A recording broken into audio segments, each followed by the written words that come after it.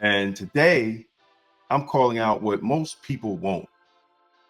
We know why the media won't let go of Epstein files.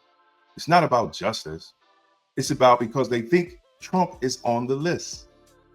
And too many of us, even in our own community, are falling for it. This is the Publisher's Desk with Damon K. Jones, brought to you by Westchester Magazine, where life, culture, community, and faith meet truth, power, and purpose. Peace and blessings, everybody. I'm Damon K. Jones, and welcome to the Publisher's Desk. And today, I'm calling out what most people won't. We know why the media won't let go of Epstein files. It's not about justice. It's about because they think Trump is on the list. And too many of us, even in our own community, are falling for it. Even Bernice King tweeted, "Now release the Epstein file." And with all due respect to my sister Bernice, so what about the Epstein files? See, the real demand is this. We need to know what they did to your father, sister. We need to know, why was he marked as a threat? What was he trying to build at that time for Black people? And how close he came to igniting our economic rise. That's what we need to talk about, not the Epstein files. See, Dr. King was assassinated not just for dreaming, but for demanding. He challenged capitalism. He condemned the Vietnam War. He called for the redistribution of wealth. He wanted reparations. He was about to unite the poor people across all racial divide. And just like that, the visionary became a threat to the establishment, and then he was silenced. And here's the part that they will never want to say, that there is no Epstein client list. Even Epstein's own lawyer said it doesn't exist. Is the government hiding a client list or anything that the Trump administration could release tonight? No, there is no client list. There never has been a client list. A client list suggests that Jeffrey Epstein made a list of people to whom he trafficked women. What there is a redacted FBI affidavit from accusers. There are several of them, from accusers that accuse Jeffrey, that accuse various people of having improper sex. And that has been redacted. The names of the people accused have been blacked out. Now, of course, because I was the lawyer and I did all the investigations, I know who all these people are. I could figure out, based on everything that I saw, who Mr. X is, Mr. Y is, and Mr. Z. I can tell you right now, none of them are public figures who are currently in office. Some of them were previously in office. Some of them are dead. But there is no client list. And the DOJ confirmed in July that there's no list. Meanwhile, Michael Cohen, Trump's own former lawyer who served time and turned against Trump, stated publicly, in over a decade of working next to Trump, I never once heard the name Epstein. Never saw him, never came up. Now let that sink in. Epstein, if at all? So actually, I fell into Trump's orbit around 2005, but I became part of the Trump organization as the executive vice president and special counsel in 2007. From the time that I started to the time that I finished in 2018, I actually never heard him mention Jeffrey Epstein at all. I never saw Jeffrey Epstein in the office when I was one of the 10,000 hours in Trump's office doing work with him. I never heard Jeffrey Epstein on the phone or even call into the office. There was no relationship from the time that I started at the org to the time that I left. And so how do you then, when you kind of look at what is transpiring now and the way he's handling it, what do you make of the way he's handling it, the reason why this scandal, if you will, this controversy, this individual has captivated so much attention and raised a lot of serious, legitimate questions? Sure, because that's what they campaigned on. That's what he sold to his MAGA base. He was going to release the Epstein files. He was going to release the Martin Luther King files. He was going to release the John F. Kennedy files. He chose not to.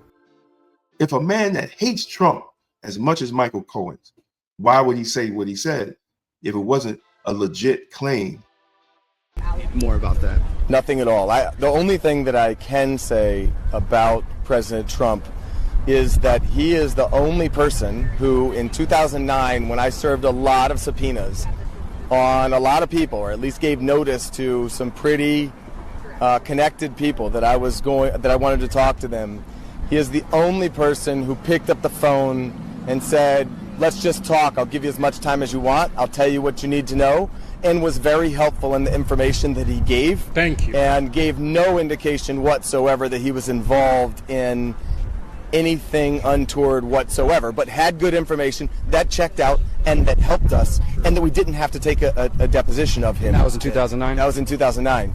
So, do you know if there's any truth to James Patterson's claims that Trump kicked Epstein? So why does the media keep pushing this story? Because it's distraction. It keeps us from talking about Martin Luther King Jr. and it keeps us talking about Trump. Haven't we talked about Trump enough, other than legislatively and policy? But as far as trying to destroy him, see, while the world is hypnotized by a dead pedophile, the truth about who silenced our prophet is being silenced also. Over 230,000 pages of government files was released and given to the King family, showing a full-scale surveillance, blackmail, threats, psychological warfare against Martin Luther King Jr. But somehow, it's the Epstein rumor mill that gets all the headlines. That's not just a distraction. That's a cultural betrayal. Dr. King was building a future for the poor and for the working class and for Black Americans and economic independence. Yes, he was a threat because he was about to shift the power structure. Freed the slaves in 1863 through the Emancipation Proclamation of Abraham Lincoln, but gave the slaves no land or nothing in reality, and as a matter of fact, to get started on. At the same time, America was giving away millions of acres of land in the West and the Midwest, which meant that there was a willingness to give the white peasants from Europe an economic base. And yet it refused to give its black peasants from Africa, who came here involuntarily in chains and had worked free for 244 years, any kind of economic base. And so emancipation for the Negro was really freedom to hunger. It was freedom to the winds and rains of heaven. It was freedom without food to eat or land to cultivate, and therefore it was freedom and famine at the same time. He wasn't getting paid by corporate America like a lot of these so-called civil rights leaders are getting paid today. He was financed by artists back then. He was totally independent. That's when Black artists was really real cultural conscious, because they were financing the movement. They wasn't just showing off all their diamonds and gold. They were literally financing the independence of Black people. So please, don't let the media turn your eyes away from the truth. Don't let them trade legacy for a headline about a pedophile. See, because the question isn't just who Epstein trafficked. It's about who silenced the dream. The dream was silenced, and we're not discussing it. We're discussing a dead pedophile. And that shows where our mindset at is today as Black people. We're worried about a dead pedophile instead of the man that gave his life for us to have civil rights and equality. And what those 230,000 pages say. We should be having forums and news conferences about what these documents say. So thank you for watching The Publisher's Desk. And I'm the publisher of Black Westchester Magazine, Damon K. Jones. Because we're not distracted. See, we're dialed in. And please subscribe and like, and go to our website, blackwestchester.com, and buy my new book, Emotional Politics, Logical Failure, where I talk about how Black politics have failed the Black community and how do we pivot into independence. So thank you again. Stay blessed, stay safe, and most of all, stay Blacktastic. Peace out. Tired of the same emotional politics that lead nowhere. Emotional Politics, Logical Failure by Damon K. Jones is the book Black America needs right now. It exposes the lies, challenges the gatekeepers, and calls for real strategy, not just symbolism. Power starts with truth. On sale, now, and available in audiobook on Amazon. Tolerance is for Cowards by Damon K. Jones.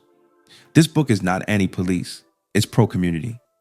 Discover how the extended policing strategy empowers you to demand real public safety, justice, and accountability from your local police department.